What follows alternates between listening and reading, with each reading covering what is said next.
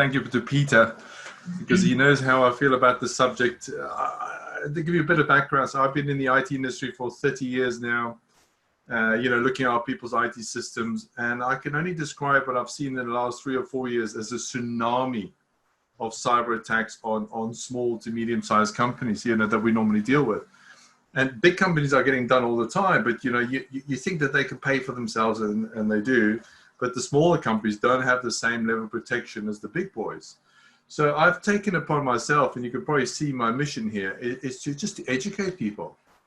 And the more people we can educate, the more chances we have, of people not falling foul. And I'll probably start with a quick story, and all my stories are people that I've met or that I've heard over the last few months or years. And this young gentleman, when we were still able to network, it was beginning of January time, and I was in London, and I met this young man. He's about 24 years old, and he runs a small estate agency firm.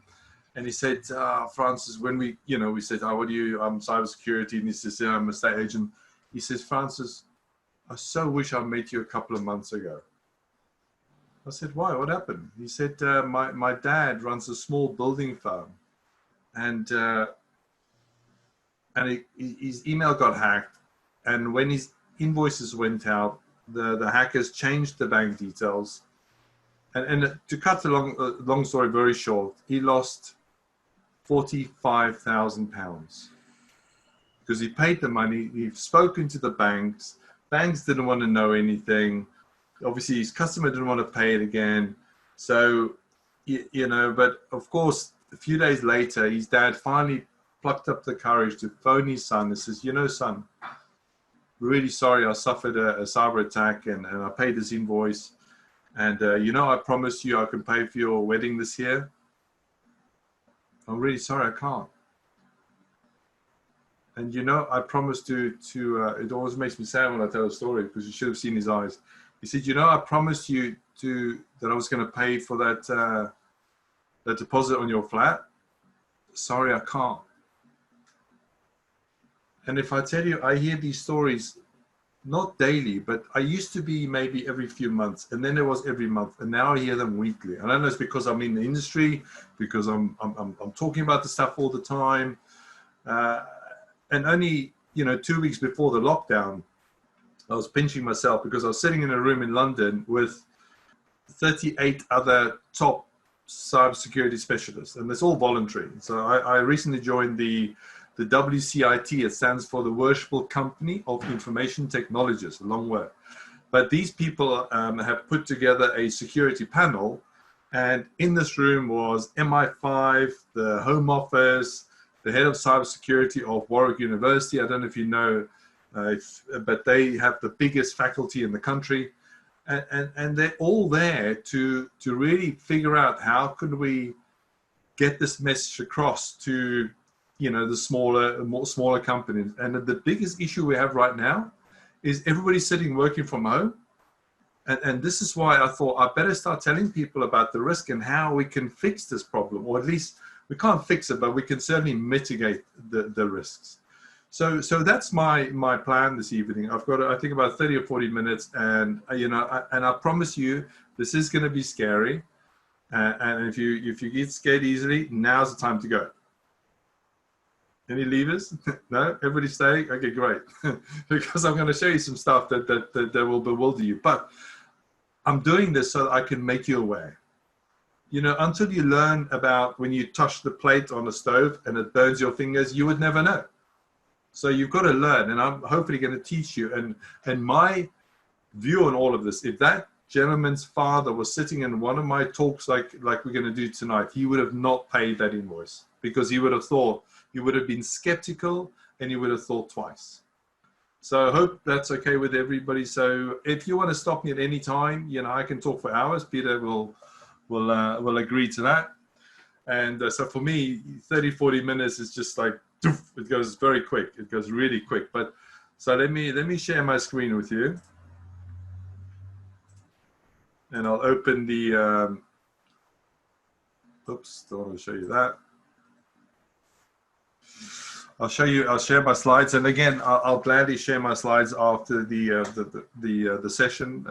You know, anybody that wants them, I'll send them to Katrina or send me an email. So, are you ready? Let's go. So I've told you about my mission. So I always like to inject some fun into this because this is a very serious subject. But I'm just going to do some, just a quick game with you to see where you are from a predictability point of view. Then I'm going to tell you, you know, what to look at. Can I just check quickly? Everybody that's on the call, are you all working from home now, or most of you working from home?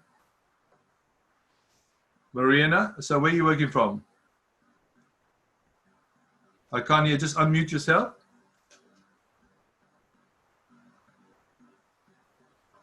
Sorry, Mariana? Yeah, sorry. I'm not working at the moment. No, I don't work from home. Okay, but so what do you you're at home at the moment, just looking after Yes. kids? Do you have Yes, children? I've got one son, but he's a teenager. He's Yes. where? A teenager. Yeah, exactly. Now, I can't tell you. I don't know, but I've got 3 kids. So I've got one, my daughter's 20 and she's in uni. And she's coming back on Sunday. And I've got 2 boys, one 16 and one 11.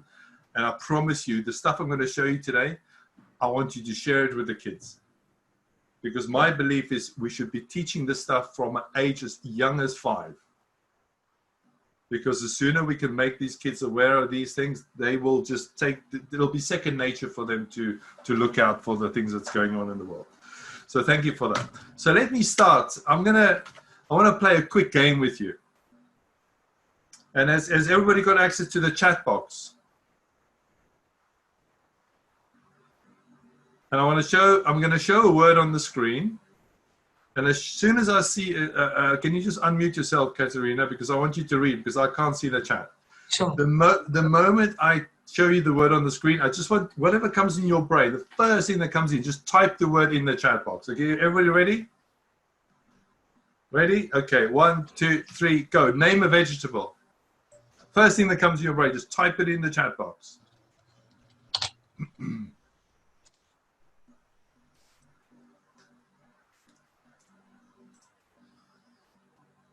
Okay, everybody done it? So, can you read me the results, please? There's only a few people here, but still. Yes. Okay. Leek, broccoli, courgette, beans, and onion.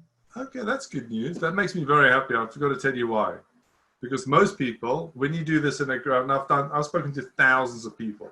Most people, when you ask them this question, I would say 60, 70% would answer carrot. So I'm glad to hear that you're not predictable. Okay, so let's do that. We're going to do 3. So you've done the first. Let's do the second one. Let's see. So but remember, you've got to, whatever comes into your brain, just do it instantly. Okay, you ready for the next one? Name a color. Type it in the chat box.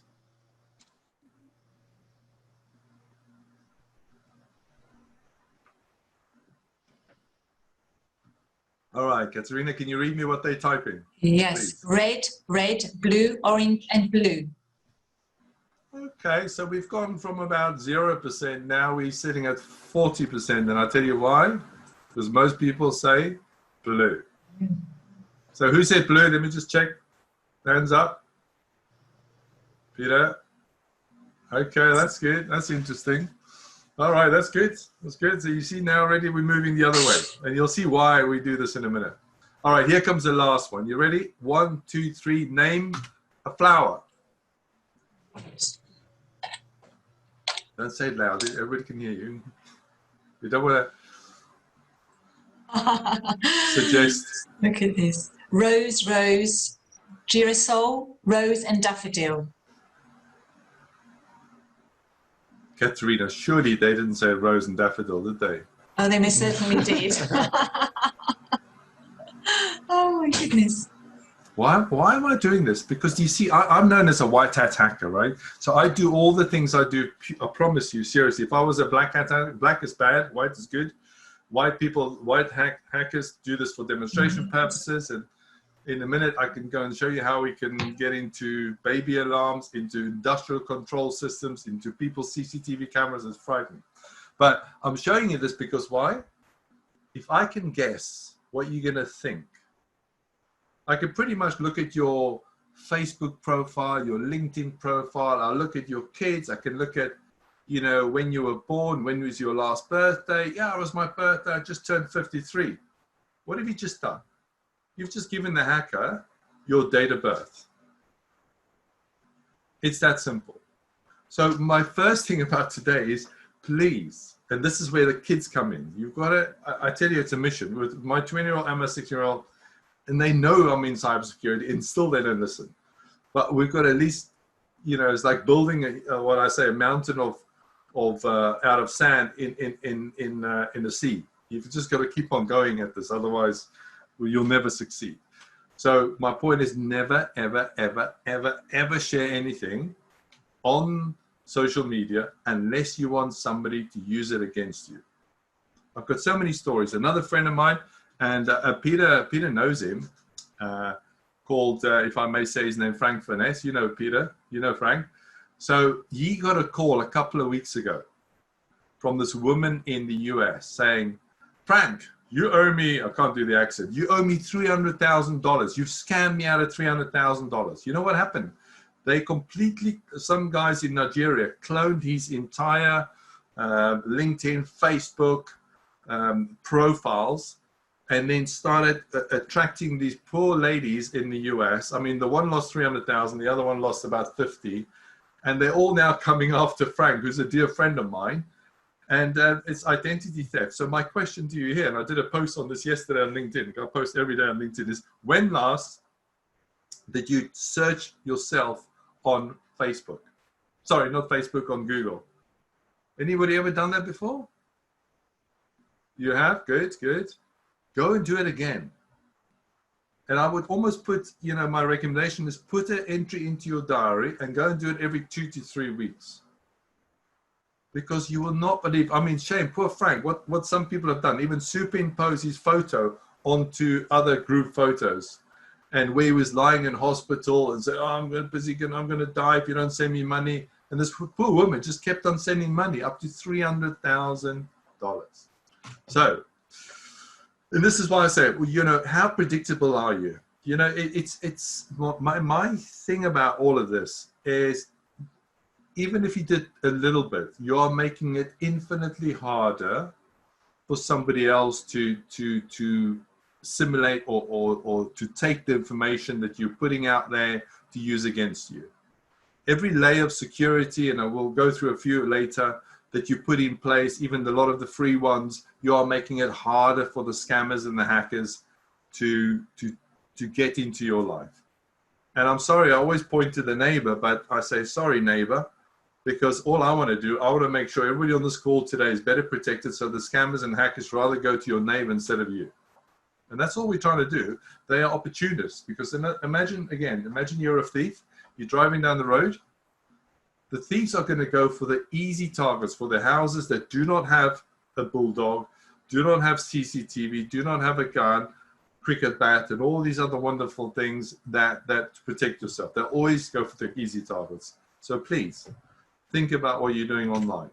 So I thought, you know, we're all using Wi-Fi. Again, let me just do a quick check on the call today. How many of you right now, sitting at home, are connected to a guest Wi-Fi at home? Any hands? Peter, you see, I've taught him well. Anybody else? So nobody else is currently connected to a guest Wi-Fi. Okay, put your hand down, please. Does anybody in the room, apart from Peter, have a guest Wi-Fi at home? You see the hands. Look at all the hands going up. Now, you see the problem here. Let me explain. Well, let me show you the video rather.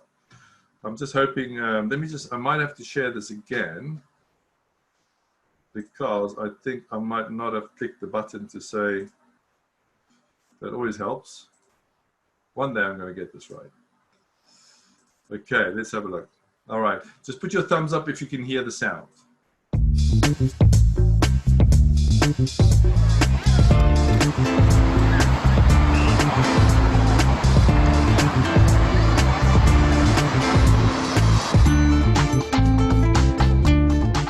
Wi-Fi is everywhere, and it's mostly free, which is great. But it can also be a problem. especially if you're doing your banking while sipping your double mocha caramel latte with extra cream. Or maybe you're catching up with work and you're emailing that really important spreadsheet full of sensitive information to your boss. Surely the Wi-Fi is secure. Surely no one can just pluck your personal or business data out of the air. Sorry, but they can. Not because your device or your router aren't secure, but because the information that's winging its way through the ether is in what's called plain text, which means it's easy to read and copy. Criminals get in the middle of your router and your device using very easily available technology and programs. Some criminals set up fake Wi-Fi hotspots that pretend to be owned by a cafe or a restaurant, or anywhere you happen to be using your device. When your device connects to the web, it often shares passwords and data automatically, and the criminals can scoop that up and use it themselves. You can protect yourself while you're roaming from hotspot to hotspot. One way is to download what's called a virtual private network to your device and use it to scramble your personal information. This is as simple as downloading an app to your device, or simply never do anything like banking or online shopping that requires you to enter login details while you're on the go. And remember, some apps automatically connect using those login details, which makes it easy for hackers to scoop them up. So wait till you get home to your own internet connection. Enjoy free Wi-Fi for everything else, but when you're out, keep what's private to yourself. Now, that's all good and well. But here's the challenge. If you were the only person working at home, not a problem. I'm okay. Carry on as you are. But if you have, when you did, friends coming around, family coming around, or you've got a partner, a teenage son, daughter, children, who's connecting to the same Wi-Fi as you, how do you know that their devices are clean? And there's my challenge. So in other words, the moment any of these devices gets infected, that infection, you can think like coronavirus, propagates or starts infecting all the other devices on the same wireless network. So one of my, I'll come to my advice later, but please, what I'd like you to do this today, tomorrow, the weekend, and please don't leave it after Sunday, is to set up a guest Wi-Fi and put all your work devices, that in other words, the devices you want to shield or self-isolate from the rest of the other machines onto the guest network. It's that simple. Because think about it. You're doing that at the office. You're doing that when you go to hotels. They have a guest Wi-Fi compared to the other ones. And you might say, okay, but how many do I need? You could actually have one for the kids, one for your existing stuff, and one for even for the wife and the husband. You can have it separated. And how do you set it up? It's so easy. You phone up the Virgin or BT or whoever your internet providers. You say you had this mad South African on a call the other evening, and he said we need a guest Wi-Fi. And what they'll do is they'll talk you through the process, and it takes about 5 minutes. You'll take longer hanging on to get through to them than to set up the guest Wi-Fi. I promise you. And then what you do, you leave all your existing devices connecting to the existing Wi-Fi, and then reconnect all your work stuff to the new guest or the work Wi-Fi, and don't share the new username password with the kids, please. So that's all we're talking about. So let me, who wants to see a site? Well, let me show you. This is where it gets a bit scary. And I'm just warming up. Who's ever heard of this website called Showdown.io? Now, this site, let me tell you what it is, and then I'm going to tell you a story about it. So this is a public website. This is not even on the dark web, that goes around every 24 hours, and it goes around the planet and finds all these Internet of Things devices. I'm sure you've heard of the Internet of Things. If you haven't, everything that connects to the internet basically is the Internet of Things. And you can hear that term IoT. You're going to hear it a million times going forward if you haven't heard of it. In other words, it's your Ring.com, it's your smart TV at home, it's your baby alarm, it's your CCTV, it's your phone, it's your Wi-Fi, it's your, in my case, robotic vacuum cleaner. I do help in the house, I promise. You know that, you know, everything is connected to the internet. Now, the problem with these devices are that nobody or very few people, when they install them, know to go and change the default username password, which is really scary, because let me tell you a true story. So in January, I'm going to name and shame TalkTalk now. Who's with TalkTalk by any chance? TalkTalk Internet, anybody? I'm so glad to hear. So the local, whatever you call it, you know, where everybody gets together in the council hall or whatever you call it, or, you know, the local, where I live. They said, Francis, please, can you come and install our Wi-Fi for us? And I said, no problem, I'll do that for free, because it's trying to be helpful. And yes, we went for TalkTalk. Why? Because it's the cheapest one. And if I tell you what the username and password for the router was, admin and admin. Look at this.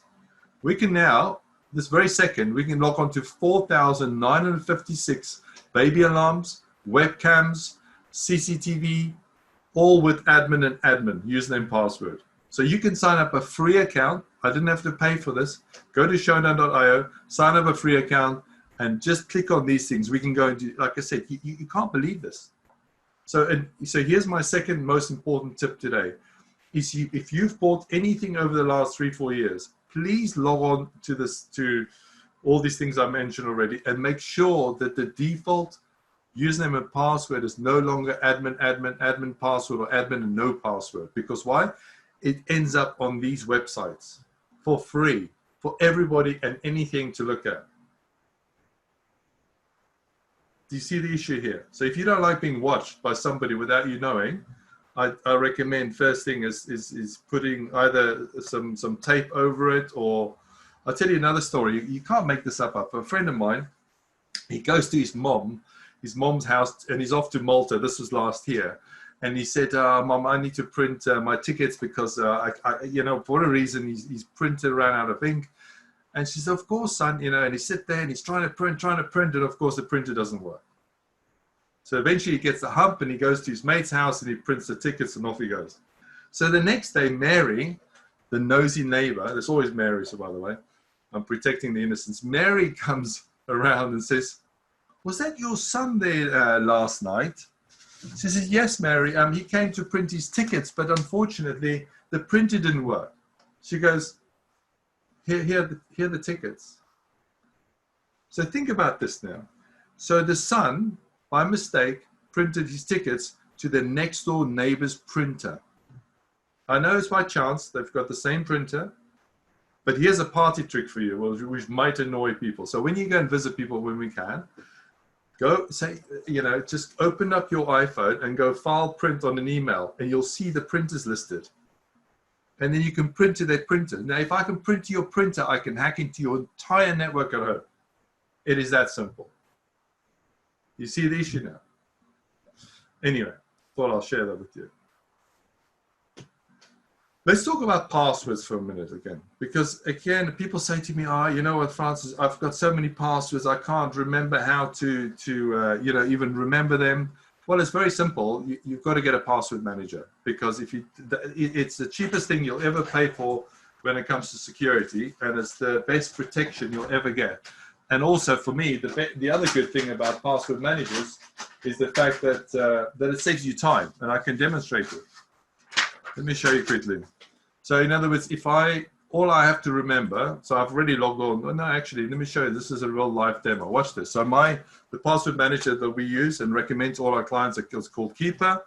So I'm now going to type in my master password. That's the only thing I've got to remember. It is quite long.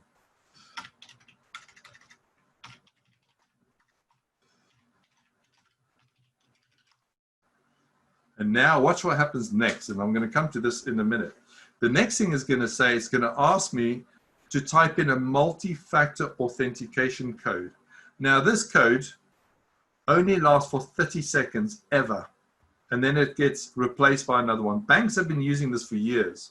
So I've now got to go down to Keeper, and I'm going to type in my code 622125, hit enter, and only now it allows me login. So you can see now And this is the scary bit for me, and most people are not doing this, because if a hacker can get onto your system, which is easy, and the very next time you log on to any of your secure online portals, all they have to do is capture your username, password, and now they've got access to everything. But the moment you turn on multi-factor authentication, they have to have this phone with them as well, or put a gun against my head to get the number. Otherwise, no chance. And that's the only way you can stop hackers from logging onto your accounts somewhere else in the world without you knowing. So now, let me show you. So if I want to go LinkedIn, see, I don't remember passwords anymore. I just remember where I want to go. And I go click on there, and I click there. You see how it takes me to LinkedIn? It does it very quick. And you didn't see it, but it goes and it logged me in 1 second. So you can see how it does two things. So if I wanted to go and look, I can actually open it up. You can see here, there's the password if you want to copy it very quickly. I'll go and change it again. But the other thing about using password managers, it will automatically generate a very long, strong password for you. So you don't have to remember any more passwords. And it's that simple. So let me go back to how secure passwords are. And I'm going to teach you now how to make the most secure password on the planet. And I need a volunteer, please.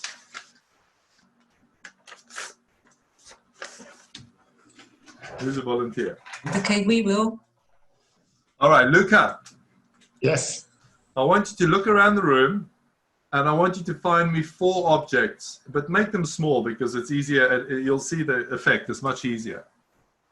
Give me the first one, please. Okay. Folder. Folder. All right.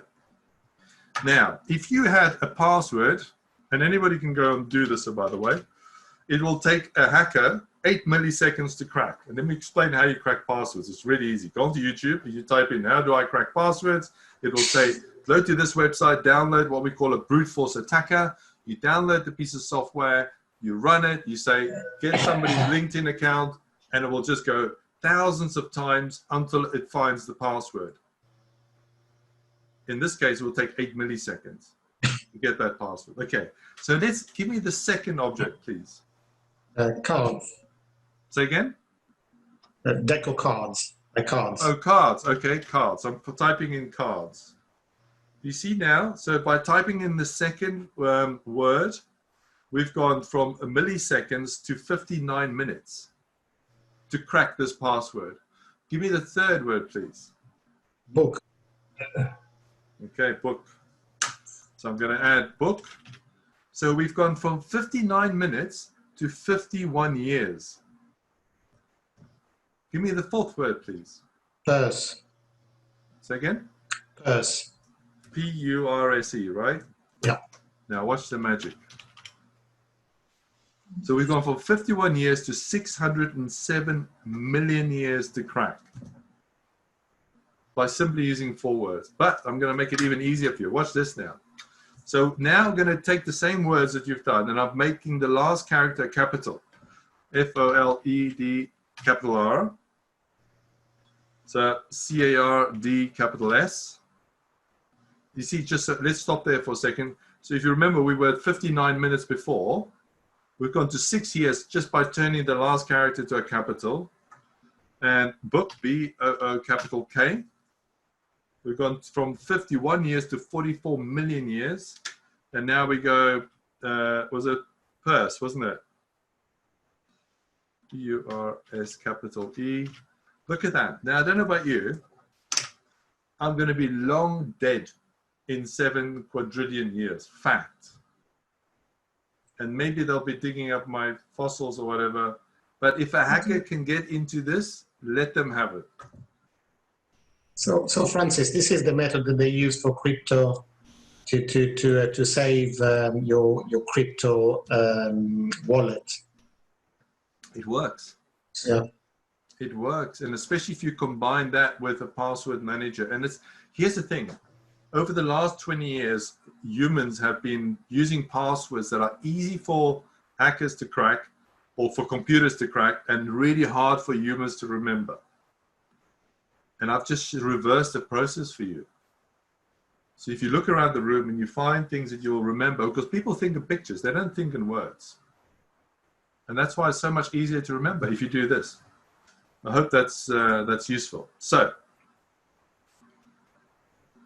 Katerina, how much time do I have left? You can see I can talk forever about this. No, let me have a look.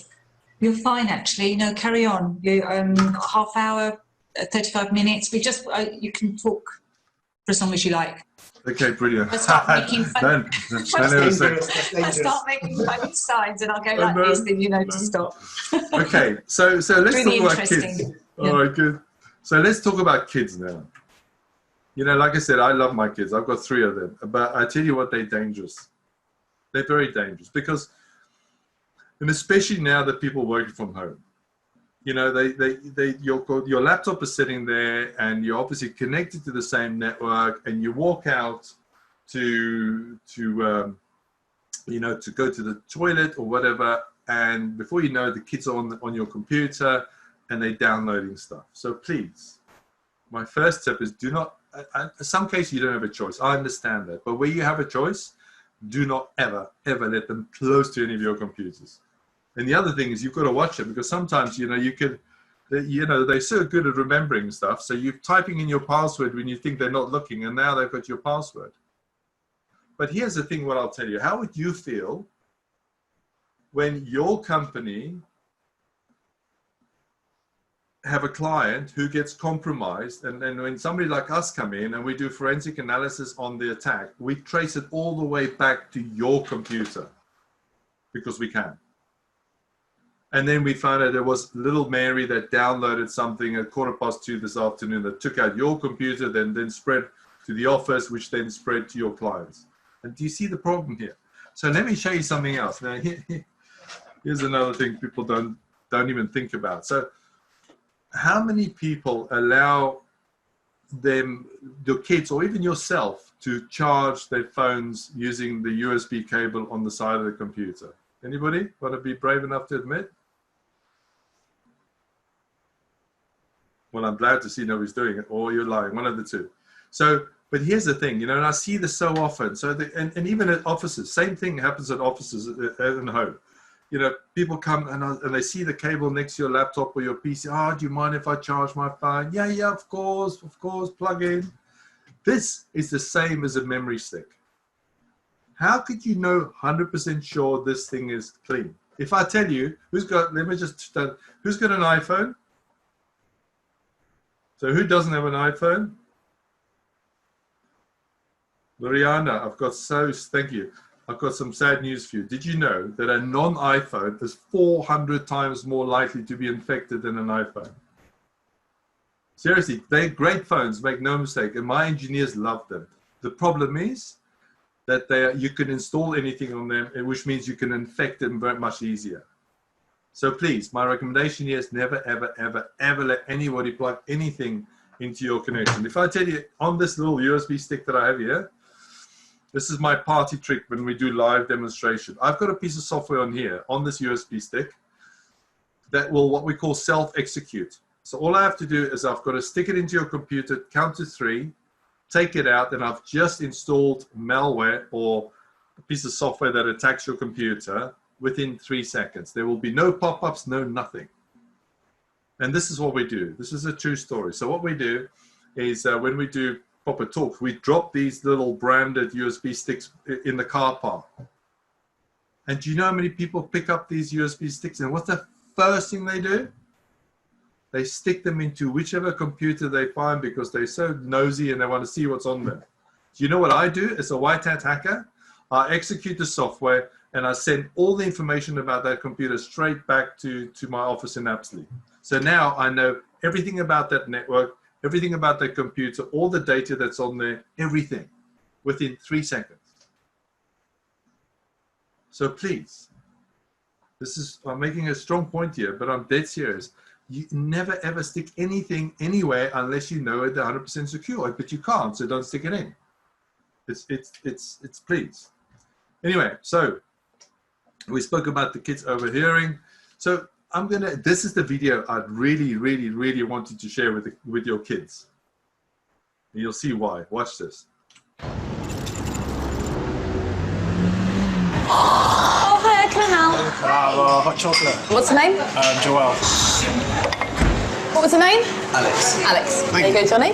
Cheers. If you like our Facebook page, we give you a free hot drink and a free pastry. We have a new like for Damien. We have a new like for Damien. Hey Carly, are you standing by? Standing by. Hi there, can I help? Yeah, I just liked your Facebook page. Okay, I'll search Facebook now. I'm searching Google. Have a phone number. I've got his email address. Okay, Carly, are you ready for information on Damien? Yep, I am. Mother's maiden name is he banks with Carly, this is the go coming in now with the blue scarf. What's the name? Nicholas. Nicholas. His date of birth, 7th of May. She lives at 38A. Just be a couple of seconds. 2 children, age 4 and 6. Previous address. She's got the photos. Yeah, got it. Thank you. Damien, age 26 and a fitness instructor. How do you know that? Brody, who goes to UCL. Martin, who went to South Thames College. Assistant psychologist at Great Ormond Street. How did you know? That is... I don't really understand. Oh, better?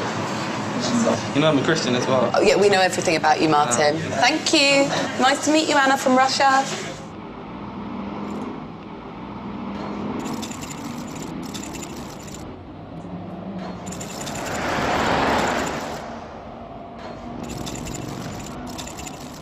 So Maria, do you see that lady at the end there? What do you think she did with that cup?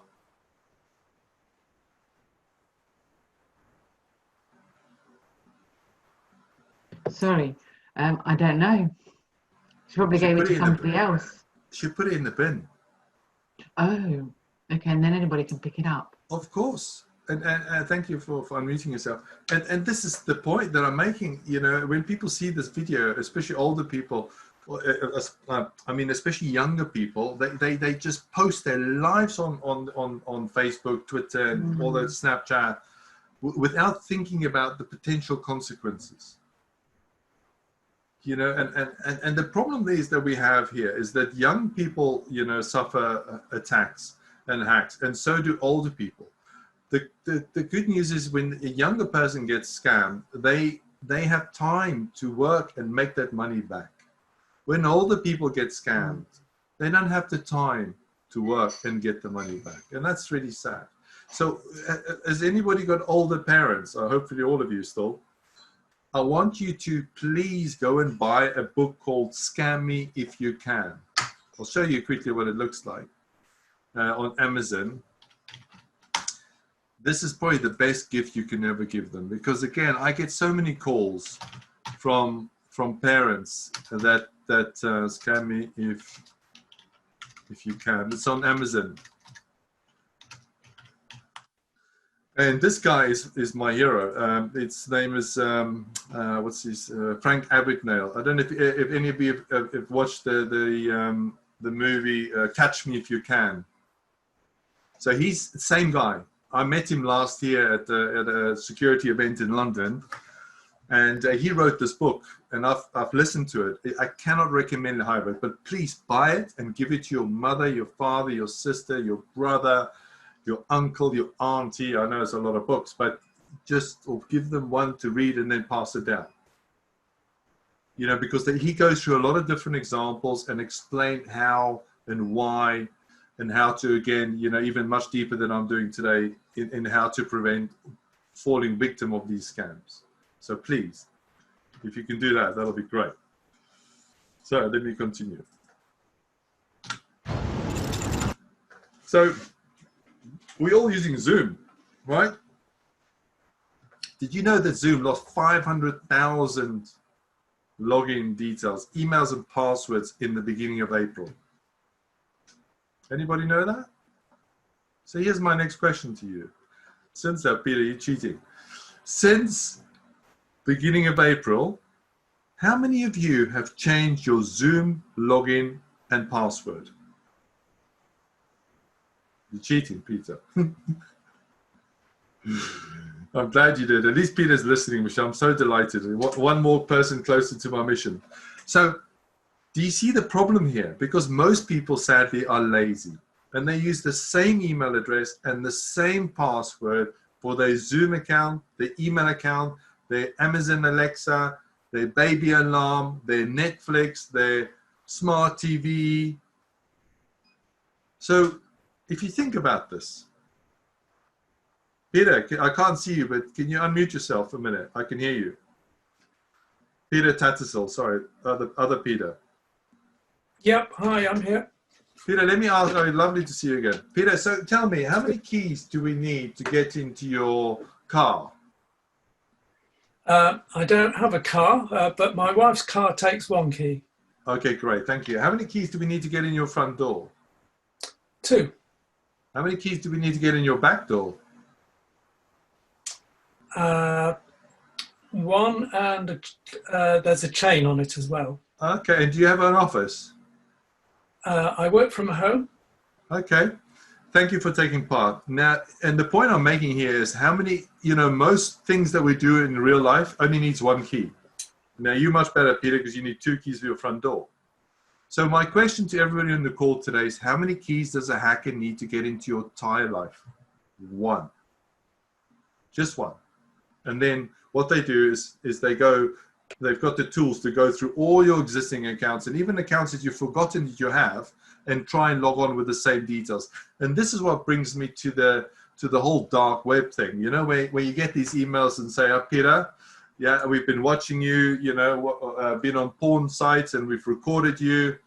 And if you don't pay us 50, 100, whatever pounds, we're going to show your wife and your kids and your best friend and the world.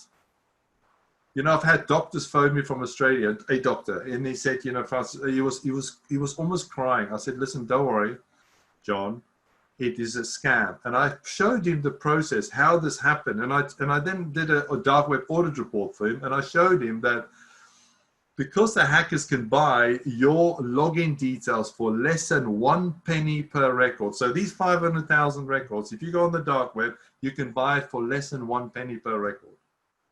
So you can imagine return on investment here. If I was a black hat hacker, I'll make so much money. So what you do is you buy it for less than 1 penny, and now I start sending these emails, these scam emails to everybody and everybody on the planet. And I'm taking £50 from you, £100 from you. And people are just losing so much money or paying it because they're too ashamed to even try and find out whether it's true or not. So remember I said in the beginning that I'm part of the security panel? Listen, I've got 2 views on this. The thing with Zoom, I say to people, what about the security of Zoom? I say, well, tell me, who's responsible for the way you drive your car? The driver. Who's responsible for, locking your house every night? You are. Who's responsible for configuring Zoom properly so that people can't Zoom bomb you? You are. So if you do these basic things, you are making your life or your system that you're using infinitely more secure, which means the hackers will go to your neighbor. It's that simple.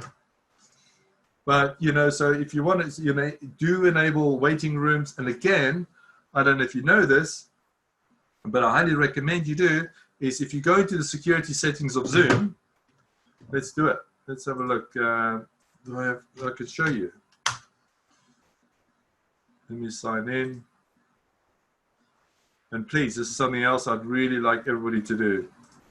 So if you sign into your Zoom account and you go into, where is it again? I've got to find it. The security resources. Sign me out. Sign in. You see there? Look what I've done. I've turned on some people call it 2-factor authentication. So what do? You go into your Zoom settings, go into the security and say, turn on multi-factor authentication. So now I can't get into my Zoom unless I put this code in. You see what that code, remember, it only lasts for 30 seconds. I've got to be quick, 310238. And only now I can get into my Zoom account. Whereas if I didn't have this in place and some hacker could find my Zoom login and password because it's now sitting on the dark web, they can log on and look at all my recordings and they can look at everything that I've ever done on Zoom. So please, I know I'm giving you a lot of stuff to do here, but you get my point. So that's what you need to do. I don't know if anybody's ever seen this screen, but I hope you never ever do. But this is what it looks like when you walk in one morning, whether it's at home, PC or kids, whatever, and your whole machine has been ransomed and they put this lovely red screen on and say, either you pay me half a Bitcoin or full Bitcoin, or you'll never see your data again. So I just thought I'd show you that. Now, if you're not scared yet, you will be now, promise. So I'm going to show you a video now of this guy. His name is Chris. The guy on the left is not. The guy on the right is Chris. The guy on the left is a very well-known security reporter in the US, and he goes to this company, you know, the one on the right, saying, "Listen, you know, I think I'm pretty secure. You know, I've got all my systems sorted out and my passwords and everything. I'm using a password manager. Try and hack me and see what happens." So what were the first things you did? How did you start hacking me? I quickly found your Squarespace blog and had an idea. Basically what I did was created a bogus Squarespace site and sent an email to you, a fish asking you to go to this website, run this certificate installer. And I did it because I'm an idiot. So once you ran that, it gave me access to your computer, and I created several fake pop-ups that looked like system pop-ups that would ask you for your credentials. You didn't even have to have my passwords. No, you gave them to me. I gave them to you. Yeah. So I stole your 1Password keychain. And 1Password is where I store all my other passwords. So effectively by... And your social security number and your Amex stuff and all your stock trading and bank information. I can send email to everyone in this room as you. I am you right now, if I wanted to be. If my evilness is working correctly, it should actually be taking pictures of your desktop and pictures through your webcam every 2 minutes. And I have been watching you for about 2 days now. In coffee shops, at your mom's house, on a plane. Here's your editing stuff. There's you like. Oh my God! So this is literally every 2 minutes through my webcam. Yeah, through this guy. How badly could you have messed up my life? I could have made you homeless. I could have made you homeless and penniless. How? Like, how would you make me homeless? Like I have control of your digital life in its entirety. I have all your credentials. I have all your access to all your financial information, all your work information, all your personal information. I can pay people with your bank account or your Amex account. I am you. I can fully impersonate. Like, the only thing I couldn't doctor would be like your fingerprints. This is like as bad as it gets. It's ridiculous. Yeah, it's bad. So it turns out that Dan Tentler is very good at his job. Breathe. It just took one click. Did you see? And this is why I say to people, especially if you're using laptop, if you're using cameras, we all do now. If you don't have one of those sliders, just use a piece of paper and put that over. Because how do you know who's watching it? So please. So I'll go through the rest quickly because there's a few other things I want to share with you. Email for me is probably the most dangerous door in any business. 91% of attacks come in by email because it's the only door we can't close. So my advice here again, please do not rely on Microsoft or Google to clean your email systems out. You need to have an external email security solution that cleans all your email before it gets to your inbox. Multi-factor authentication. I've spoken about this many times, and I'm going to give you the quick version. So the way you do it is you go onto your app store, and the same with Mariana, and you download a Microsoft Authenticator. It's a free app. It's free. Once you've installed it, you then click on the plus side at the top and you add LinkedIn, you add Zoom, you add your Microsoft. And if you want to know how to add an account, you say, go onto Google or you email me and I'll send you a link. How do I set up MFA on LinkedIn? How do I set up MFA on my ring.com? It is really easy, but you need to do this, please. Just do it. I'll leave that. So I put the slide up not because I'm joking, because it's a fact. I always say to people, there's only 3 kinds of people on this planet. Those have been hacked, those are going to be hacked, and those have been hacked that do not know that they've been hacked. The national statistics right now in the UK is that it takes on average 237 days before a company finds out that they've been compromised in the UK. So if you look at Travelex, they reckon they were on their system for 6 months, the hackers, before they took them out just before the end of December. If we look at Zoom, we look at, just now, what's it called? EasyJet. EasyJet lost 9.1 million records. It took them 6 months to even tell us that they've been compromised. So my question to all of you again, has anybody ever flown with EasyJet? If you have you changed your login details for your EasyJet app? Because if you haven't, please go and do it tonight. Especially if you're a bit lazy like me and using, or like I used to be. I'm lazy in other areas, believe me. But, you know, now I'm not lazy with this. You know, especially if you haven't changed your passwords, you know, using. So the advice here again, never, ever, ever, ever use the same password twice. Simple as that. So we've gone through all this already, but I'll just summarize for you. So number one, if there's a few things you can do after today. Number one, set up your guest Wi-Fi at home.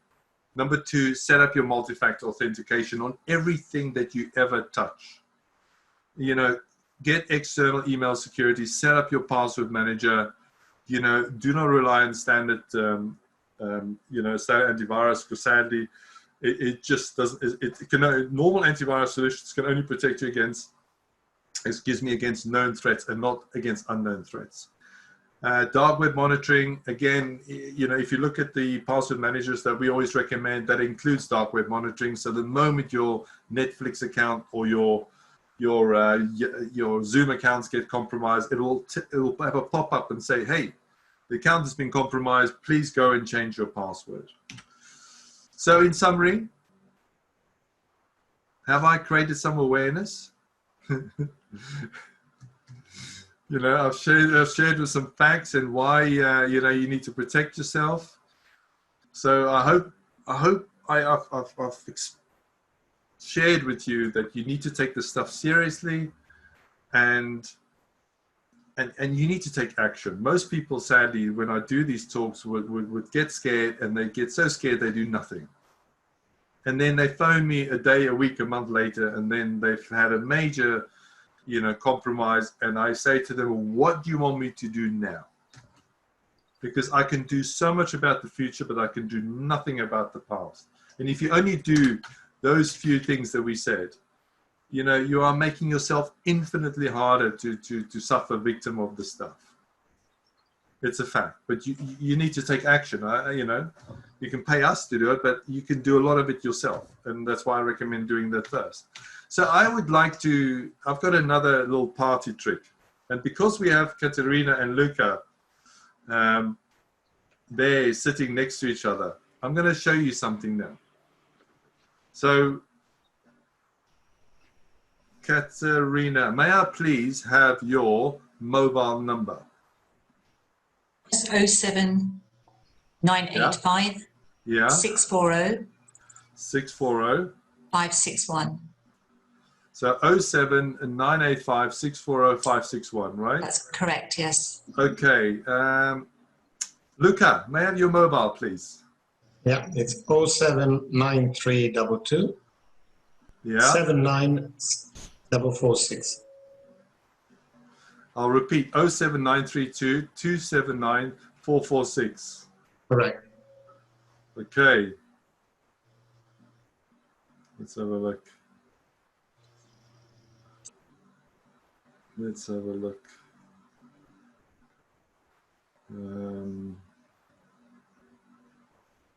United States, I'm going to go Ireland.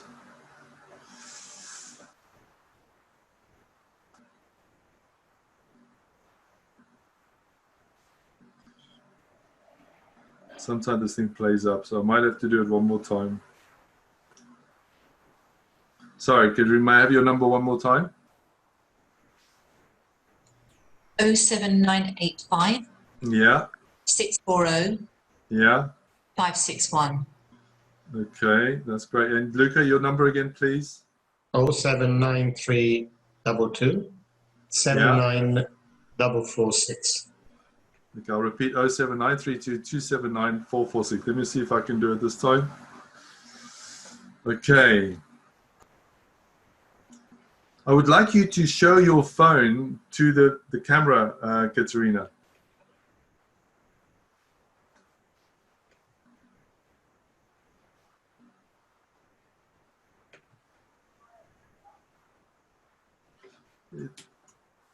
No, it's going straight to voicemail. Is your phone? Has it got a good signal?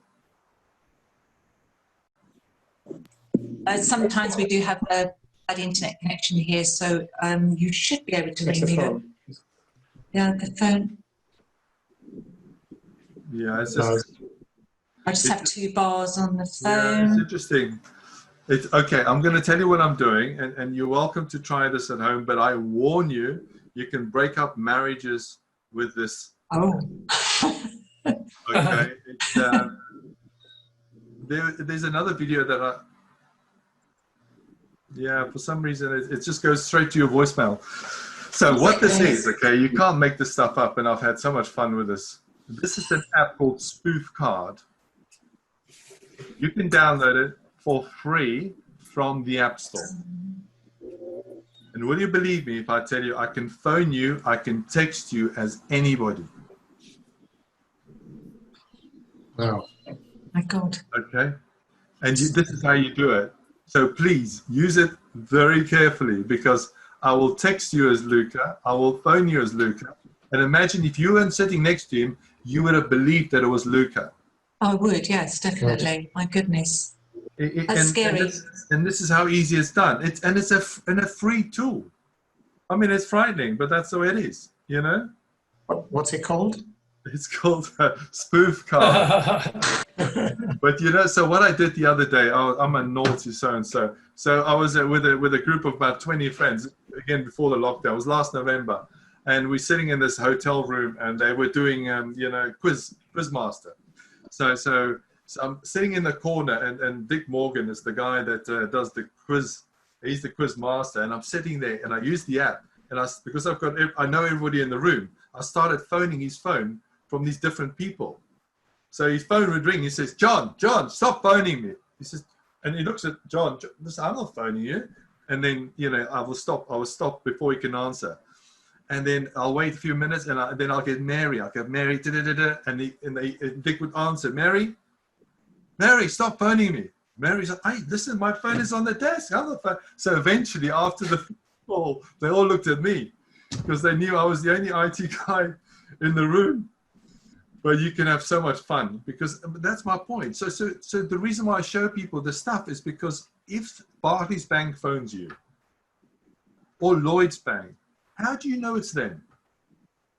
Because they could easily be using an app like this, and they could, and it's so easy to know with Barclays, because I could go onto YouTube on Facebook, and I can go to their page where their community group, and I see all the people that's like the Barclays Bank community group, and then I know, oh, Luca, you like Barclays, so the chances are pretty high that you bank with Barclays. So now I phone you because you've got Barclays Bank numbers stored in your phone, because you phone them every now and again. Hi, Luca. This is Barclays Bank. I'm just checking. There's some fraudulent transactions on your phone. Can I please take you through security? And people give this information. So, on that note, any questions?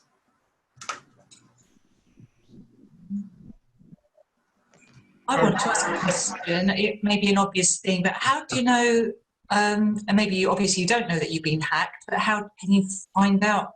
Is there a way that you can find out that you have, or? That is a great question. Okay. Who would like to go on the dark web? Why not? Let's go. Why Who not? wants to see? Okay, I need a volunteer now. This is where it gets interesting. So what we're going to do, so every 24 hours, I work with a company called Continuum to deliver a lot of our services. Every 24 hours, they go around the planet and they scrape all these lost or records that are for sale on the dark web, and they present it to us in a nice, clean format so that we can just run the report. So we don't physically have to go on the dark web. We can just go and access the data. So I need a volunteer. Who would like their dark web audit report right now as of last night to see any records that are currently for sale, all the email addresses, all the passwords? Yeah, I'll go for that. I go to. Okay, who wants to go first? We can do as many as you like. Peter? Can you put it in the chat for me, please? Your email address that you want me to check. Okay. Yeah.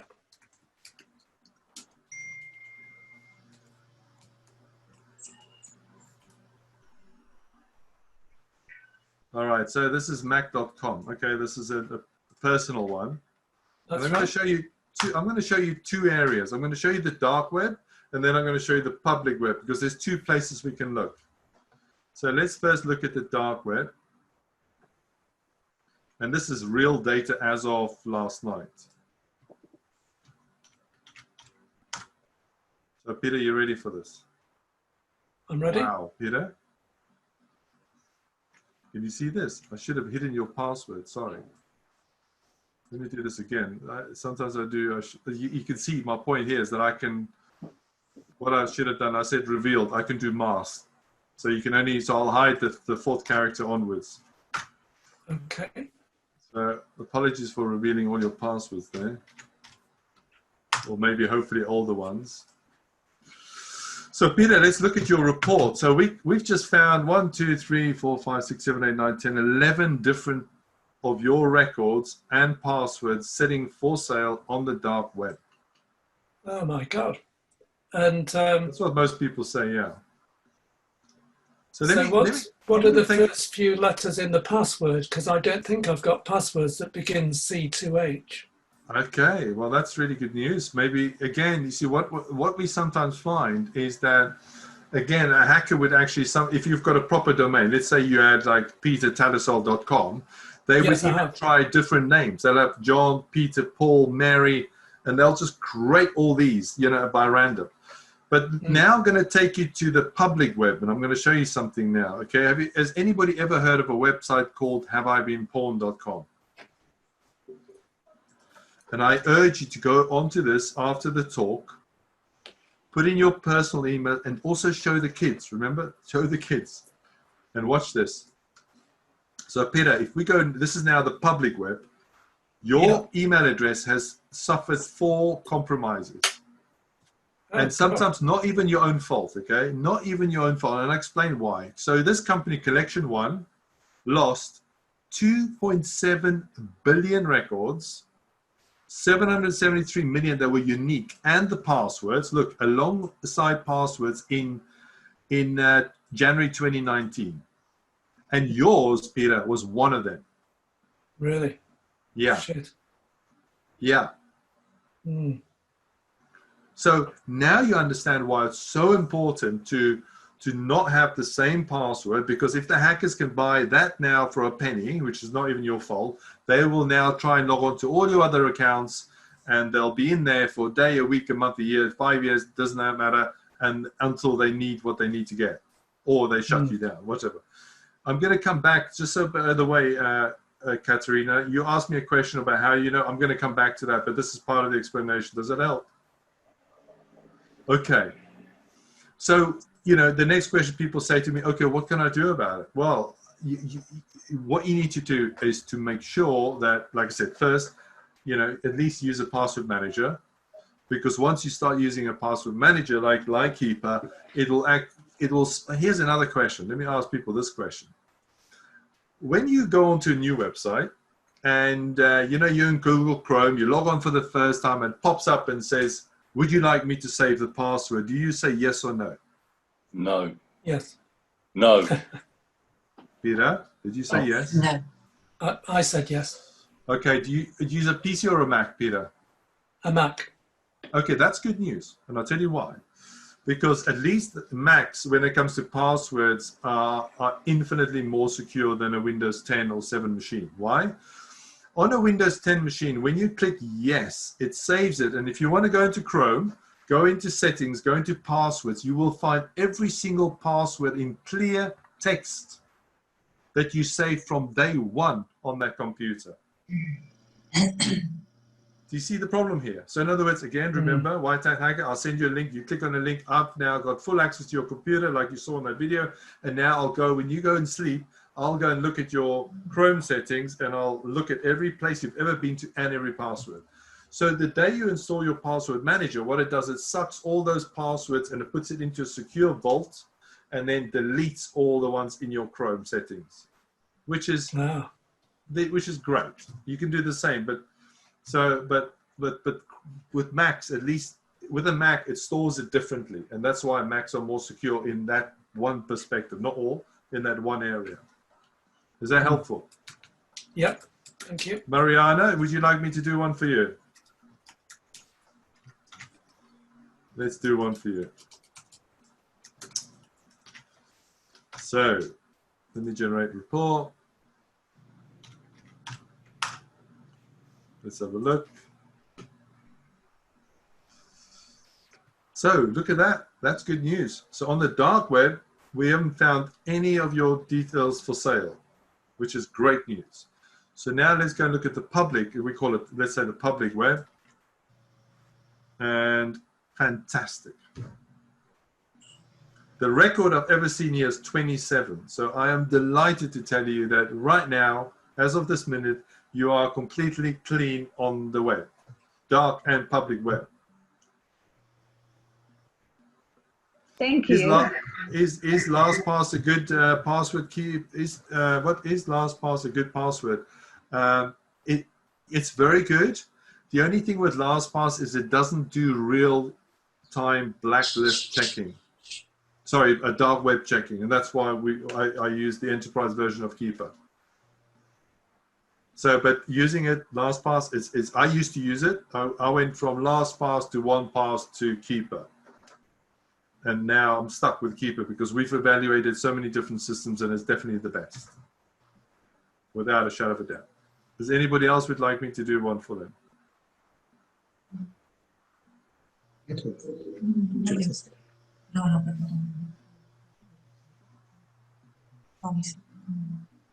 So what about anybody with a company that we can do, with a company domain? Yeah, we can use this one. Let's have a look.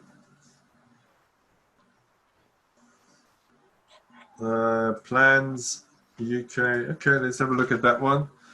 Because there's the reason why I'm asking, because there's some more things that I can show you when it comes to company domains, because personal ones are different. I mean, they're equally as important, but there's more to do with a company one than there is to a personal one.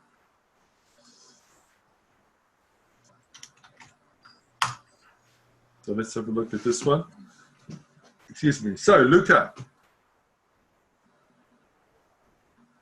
Interesting.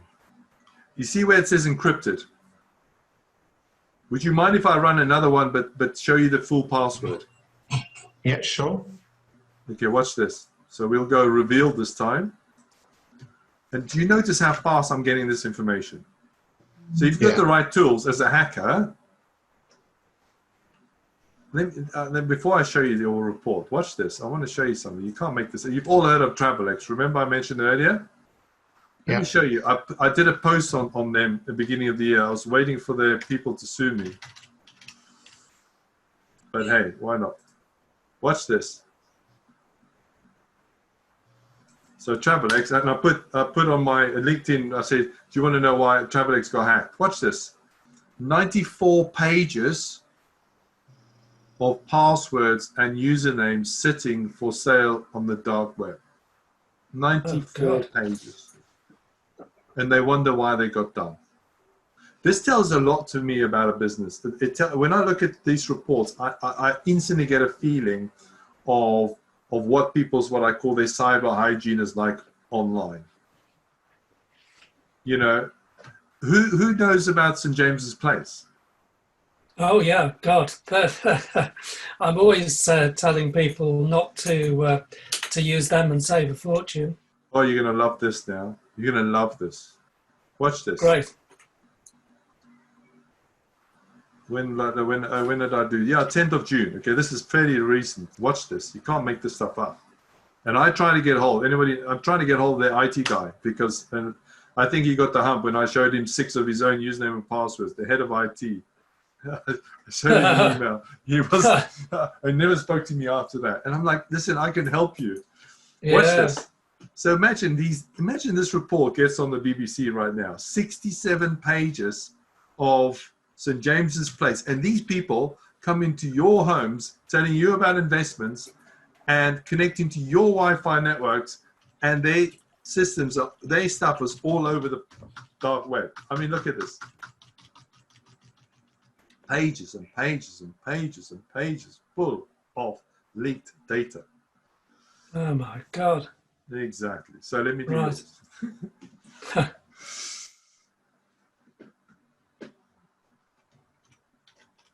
And then I'm going to explain in a minute about, you know, you see here. Now, this is interesting. So let's have a look at your stuff. If we look at this report, Luca, we can see here that at some point, does that ring a bell at all? You are muted. Yes, it does. So I hope you've changed it since, or you don't have any more accounts with that password. But if you look I at use this, different password for each account. I'm delighted to hear that. Do you see these encrypted passwords? Now, some companies, when they get compromised, at least they've done you a favor and they've encrypted the password. They didn't store all your passwords in clear text in their database systems and CRM systems. But you know, if you know where to look, this is called a encryption key. And if you want to go on YouTube, how do I unencrypt encryption keys? You copy and paste it in, they press a button and it gives you the real password. So the bottom line is, don't get your stuff sitting on the dark web, please, because, or at least be aware of them that when that happens. That's why we do a lot of monitoring for people. So from this, but I want to show you the all-time winner, if I may. You have to see this one to believe it. And I'm sure you all know about this company. Not that one. Yeah, anybody ever heard of Ipsos? Yeah. Massive company, right? You know, they're into data analytics and they do government stuff. Yeah. Watch this. You can't make this one up. Watch this. 30,288, 1,117 pages. Look at this. Anybody got a contact there for me, please? You know, and who knows whether even maybe some people don't care, but this is supposed to be a data analytical company that deals with important stuff. Anyway, I hope I got the point across. So, how can I help? Any other questions?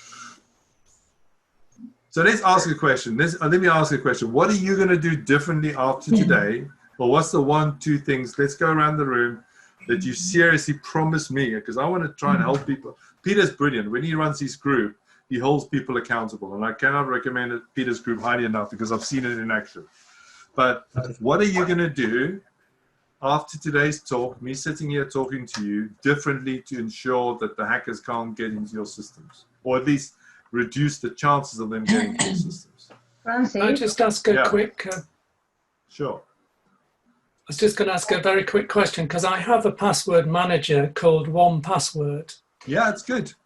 That's a good one, is it? Yeah, it's good. But here's my $1 million question to you, Peter, is have you locked it down with multi-factor authentication? No. Exactly. So I've just sent you a link. You clicked on the link. Next time you log onto your password manager, I use what we call a keylogger, and I've now captured your username and password for your password manager, which means I can now, in my own time, log onto your password manager anywhere in the planet and look at every single password that you've ever saved. Okay. So Keeper doesn't allow people to do that then? I'm not sure. No, but if you set it up, again, this is the older scenario about, driving the car safely. Same logic applies. If you go into what did you say? 1Password. 1Password, yeah. Okay, well, let's do this for you. 1 second. Let's do this together. How to set up MFA for 1Password. Oh, it's number 1. Yeah. Rather, yeah. That's it. There you go. See that? Yeah. Okay, so go in there, go to more actions, manage 2-factor authentic, set up because once you've set that up, Peter, nobody ever will get into your account unless they put a gun against your head. because Right. you'll be the only person with that code running on your machine for, and if you other want how to set up Microsoft Authenticator on the iPhone. Just it tells you step by step how to do it. This is not rocket. It's just do it. And so, I've been do doing you this for suggest years. it? Do you suggest everybody has that app, Francis? Yes. Okay. There's several out there. There's a Microsoft one. There's Google one. You can even use the Keeper one that's built in, but I prefer to keep them separate. I've been using the Microsoft one for years now, and it just works very well.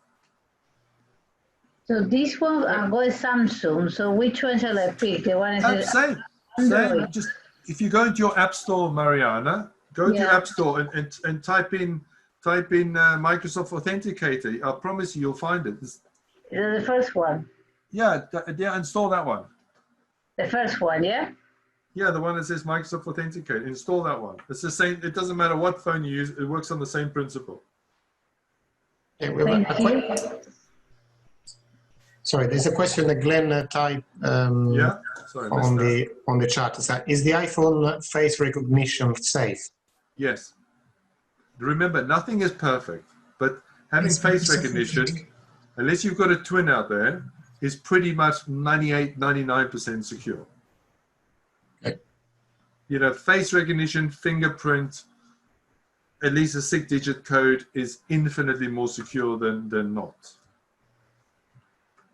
Remember, we are trying to make it harder for the hackers to get into your system. So in other words, the more pretty things you put in place, they're going to go somewhere else. They want easy targets, not hard targets.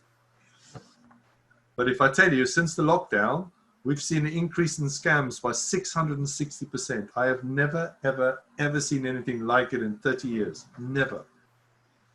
And this is why this stuff is so serious. Would you recommend the Microsoft Authorization app better than the Google one? They're the same. Same. They're much of a muchness. It's like, it's your preference. If you're a Google man, go with the Google. If you're a Microsoft man, go with Microsoft one. They do the same task. It's just because I'm using the one that I always recommend. So for me, it's comfortable to recommend it. This is a Microsoft account, isn't it? Yeah, there you go. That's it. So you need to. Okay. So what is saying you there, Mariana, is you need to set up you can skip it, but please remember to go back. It's asking you to set up a Microsoft account to set up a backup for you. So if you haven't got a Microsoft account, then just go to if you go to Outlook.com. Go and sign up a free account. It's free. You remember in the old days it used to be called MSN. Yes. So create a free account, call it Mariana, at Outlook.com, next, finish. Use that account inside that first screen. It's asking you for a backup account. Microsoft, use this, please. Okay.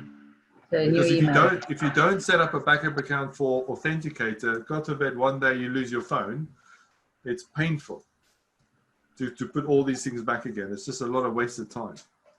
If you have a backup, you can just go restore all the codes, it all comes back.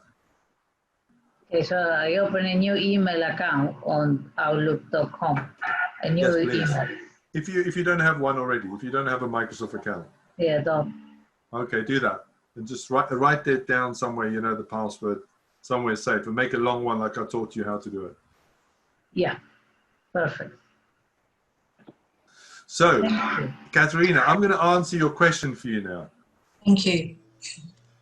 About how do you know if you've been hacked? So I've told you now from an online perspective. I've shown you how to, you can monitor the dark web. So the moment the dark web, if you use something like Keeper or you've got our monitoring service in place, we will let you know in 24 hours. But if you didn't have that, for me the biggest risk today is what I call the island. In other words, where we come from, which is either the PC or the Mac. And my favorite question I ask people every day, I said, listen, can you tell me what data is leaving your computer this very second and which country is that data going to? And nobody can answer me. You know why? Because they don't have the right solutions in place. And that's why what we did, you won't believe it, there's something like 850 different security solutions out there for small companies. So when we set up Security Everywhere, which is, you know, my company, we evaluated different products and we settled on a product and we gave it a name. We call it Sentry Defender. And what this solution does, it sits on the computer down the, I'll share my screen again. If you're down the bottom right, you'll see here, it's actually called Sentinel-1. And what this product does compared to any other solution out there, it monitors for activity. It looks at, it uses artificial intelligence to monitor the behavior of what's going on the PC or Mac. And I'm going to show you an example. You cannot make this stuff up. But my son, again, only yesterday, or was it today? Maybe it was. So every time somebody suffers an attack, because I run, you're going to laugh now, but I have 6 layers of security on everything I touch. Because you can imagine as a cyber company, I can't afford to get hacked. But look at this. So yesterday, he goes onto this website and he's trying to install, because the kids download these things from the gaming websites, they call them mods, and this file was infected. I'm going to give you the short version.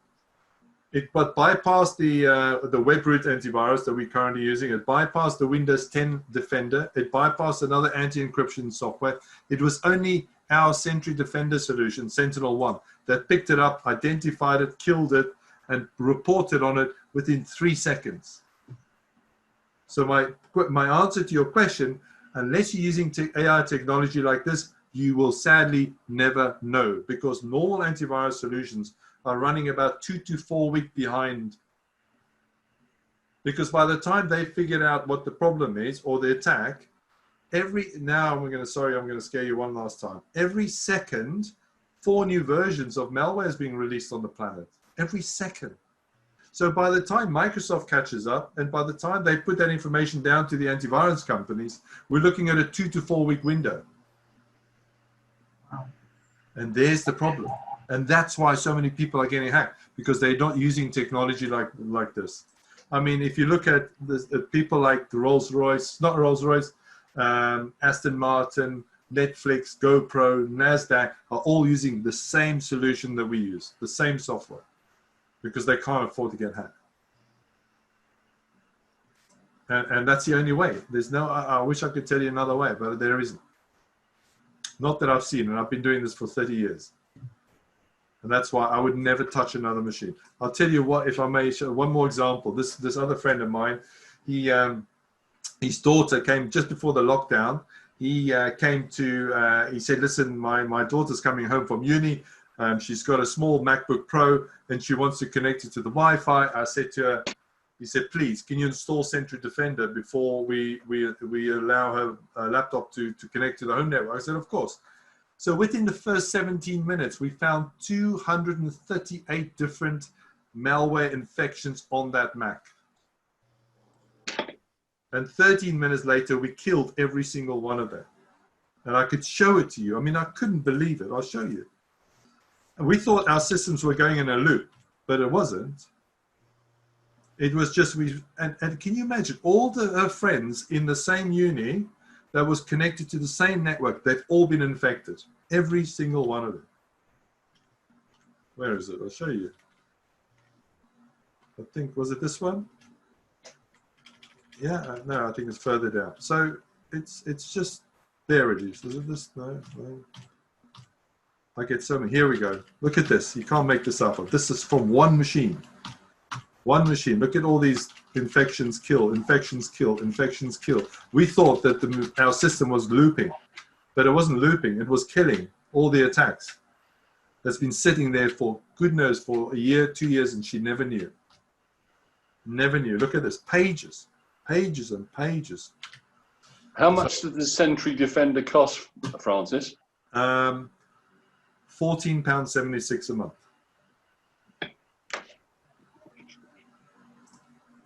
We have a corny saying, we say for 50p a day, we will keep the hackers at bay.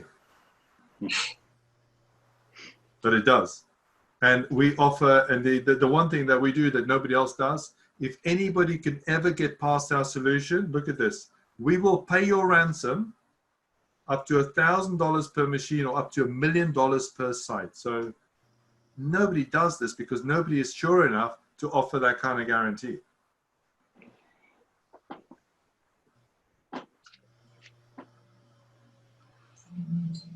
But without it, how do you know? So I'll leave you with this. Anybody ever seen this before? Now, one of our providers is SonicWall. Anybody ever heard of SonicWall? They're one of the, next to Cisco, they are probably the second, third best firewall supplier on the planet. This, what you're looking at now, ladies and gentlemen, is a live attack map as we're sitting here. This is like World War III. What they're doing is they visualize all the attacks that's currently happening. Now, look down here. The United States at the moment is the highest attacked country, but look who's second. United Kingdom right now is sitting at 6.21 million. And look at the timeline. This is now. This is 1 minute ago. Blimey. Wow. Exactly. Now you can see. So if you click on, I mean, I'll send you the links to this. You can have a look. If you click on this, have a look at this, and you can see new threats, 52% up. You know, web attacks, malware, 105% up. And that's remember what I told you, every second, 4 new versions of malware? They are the facts in front of you. And then people wonder why they get it. And now you can understand why, by just doing the basics, by doing the things that I'm begging you to do today, you're immediately dropping your percentage from 100% down to maybe 3, 4, 5%. You know, which is a good thing. I'm really sorry, I'm going to have to go, but could I just say, Francis, that was a fantastically useful session. Thanks ever so much. It was I'm brilliant. delighted. No, you're welcome. You can see I talk a lot about this stuff. I think I did warn you, but I hope that was useful. And please take this away and do something about it. Sure will. Thanks a lot. All the best. Bye-bye. Pleasure. Bye. Thank you very, very much for a really brilliant delivery on this subject, and for making it such fun as well with all your stories. It sort of brought it to life, and your enthusiasm on this topic comes across so strongly as well. So thank you. You made it a very, very interesting talk. I'm sure that everybody agrees with me. Yeah, amazing. Totally. Absolutely amazing. So we'll share it on our page, and if, you know, with everybody's agreement, Francis, I will send you some videos. I know you sent me some videos, and he'll happily share those with you, so you've got some added information on how to stay safe. But thank you very, very much for that. We just wanted to share a story. It's nothing to do with this, but you were talking about how clever children are. When our son was 4 years old, we bought a new washing machine and we put it on lock, and we couldn't work out how to unlock it. And he just said, "Oh, this is how you do it," and just press the button. So they're sort of very alert. So thank you for obviously, you know, sharing that message about children and how we've got to make sure that, you know, they stay safe as well. But of course. Thank you. So I want to also say thank you to Peter for sharing his story on your Joshua Lino Foundation, and I know Peter has gone as well. The other Peter, he talked about buy one give one. So we just time is finished. It's just gone past 9, but we really enjoyed that talk. So thank you again. If we could just say a big thank you. Thank you very much. Enjoyed that. Thank you. Okay, Thanks, so I'll be in touch. that's a message from Peter to Francis. Just all the best. All right, Peter. Nice to see you all. Lovely. Okay. And thank you again, and have a good evening, care. and we'll Take see care. you all next All the best. time. Brilliant. Thank Bye-bye. you. Bye-bye. Bye. Take care. Thank you. Bye bye. Ridiculous.